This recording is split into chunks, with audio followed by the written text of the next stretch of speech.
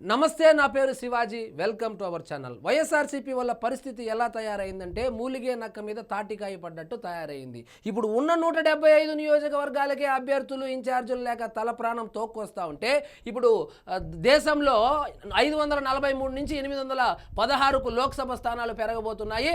ఆంధ్రప్రదేశ్లో 263 శాసనసభ స్థానాలు రాబోతున్నాయి.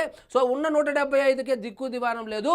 ఇంకా పెరిగినటువంటి 88 నియోజకవర్గాలకు అభ్యర్థులను ఎక్కడి నుంచి తేవాలి, ఎవరిని తేవాలని తలపట్టుకుంటున్నారు. సో అందులో కూడా కామెడీ ఏంటంటే 87 మంది మహిళల కోటాలో వస్తుంది.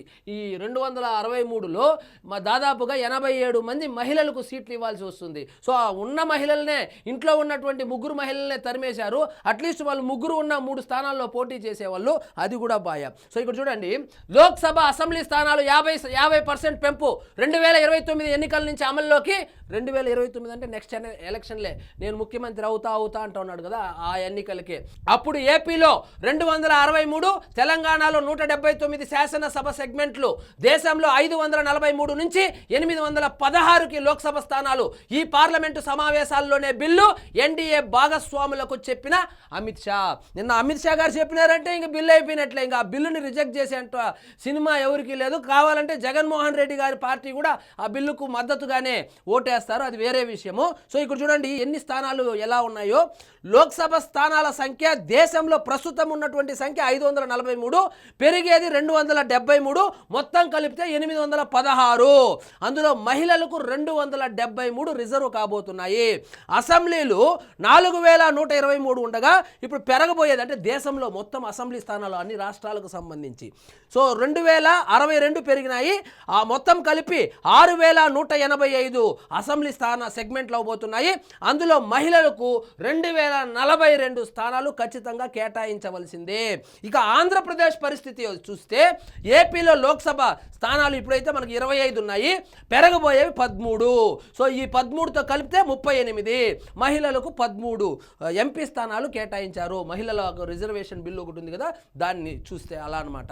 సో ఏపీలో అసెంబ్లీ స్థానాలు చూస్తే 175 స్థానాలు ఉన్నాయి, పెరగబోయేవి 88, 263, మొత్తం కలిపితే 263, మహిళలకు కేటాయించింది 87.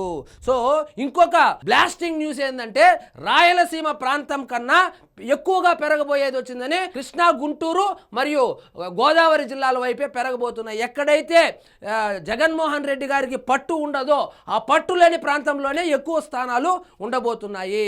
రాయలసీమ ప్రాంతంలో చాలా తక్కువ సీట్లు పెరిగేటువంటి అవకాశాలు ఉన్నాయని కూడా రాజకీయ విశ్లేషకులు అయితే చెబుతా ఉన్నారు. సో మొత్తానికి జగన్మోహన్ రెడ్డి గారికి ఇది బ్యాడ్ న్యూస్ అనే చెప్పాలి. ఇక చూడండి, లోక్సభలో అన్ని రాష్ట్రాల అసెంబ్లీ స్థానాలను 50% పెంచాలని కేంద్ర ప్రభుత్వం కీలక నిర్ణయం తీసుకుంది. ఈ బిల్లును ఈ పార్లమెంటు సమావేశాల్లోనే ప్రవేశపెట్టడానికి సిద్ధమైనట్లు తెలిసింది. దీని ప్రకారం పార్లమెంటు స్థానాలు 543 నుంచి 816కు చేరుతాయి. 4123 ఉన్న అసెంబ్లీ స్థానాలు 6185 అవుతాయి. సో ప్రాథమిక జనాభా లెక్కల వివరాలతోనే ఇది ఏ బేసిస్తో చేస్తా ఉన్నారంటే ప్రాథమిక జనాభా లెక్కల ప్రకారం చేస్తా ఉన్నారు. కేంద్ర ప్రభుత్వం 2023 సెప్టెంబర్లో ఆమోదించిన బిల్లు ప్రకారం 2034 నుంచి మహిళలకు 33% రిజర్వేషన్లు అమలుకు రావాల్సి ఉంది. రాజ్యాంగ అధికరణలు 170/81 ప్రకారం 2026 తర్వాత ప్రచురించే జనాభా లెక్కల ఆధారంగా దేశంలో నియోజకవర్గాల పునర్విభజన చేయాలని నిబంధన ఉంది. అందువల్ల కేంద్ర ప్రభుత్వం మహిళా రిజర్వేషన్ల అమలుకు 2034 నుంచి అమల్లోకి తేవాలనే భావిస్తున్నట్లు ఇదివరకు భావించారు. అయితే ఇప్పుడు జనగణన 2027 మార్చి 1 కల్లా పూర్తి కానుండడంతో ప్రాథమిక జనాభా లెక్కల వివరాలను ప్రకటించి ఆ వెంటనే నియోజకవర్గాల పునర్విభజన ప్రక్రియ మొదలుపెట్టే అవకాశం ఉన్నట్లు తెలుస్తోంది. సో అమిత్ షా వాళ్ళ ఎన్డీఏ అలయన్స్ పార్ట్నర్స్తో చెప్పినట్లు కూడా న్యూస్ అయితే వస్తుంది. ఈనాడులో వచ్చింది ఇది. సో మొత్తానికి మహిళా రిజర్వేషన్, మహిళా కోటాలో ఆ 33% రిజర్వేషన్ల కింద ఖచ్చితంగా మన ఆంధ్రప్రదేశ్లో అయితే కనుక 87 స్థానాలు మహిళలకు కేటాయించవలసిందే. సో మొత్తము పెరిగినటువంటి అసెంబ్లీ స్థానాలు 88 పెరిగాయి. అందరూ 225 వరకు వస్తుందని అందరూ భావించారు, కానీ ఎవ్వరు ఊహించని విధంగా అది 88 అయ్యింది. సో మొత్తానికి జగన్మోహన్ రెడ్డి గారికి 2029లో కూడా కష్టమే, మామూలుగానే కష్టము, ఇది ఇంకా సంక్లిష్ట పరిస్థితి ఏర్పడిందని చెప్పవచ్చు. సో జగన్మోహన్ రెడ్డి గారు, సో ఇక మీరు అభ్యర్థుల వేటలో ఉండండి.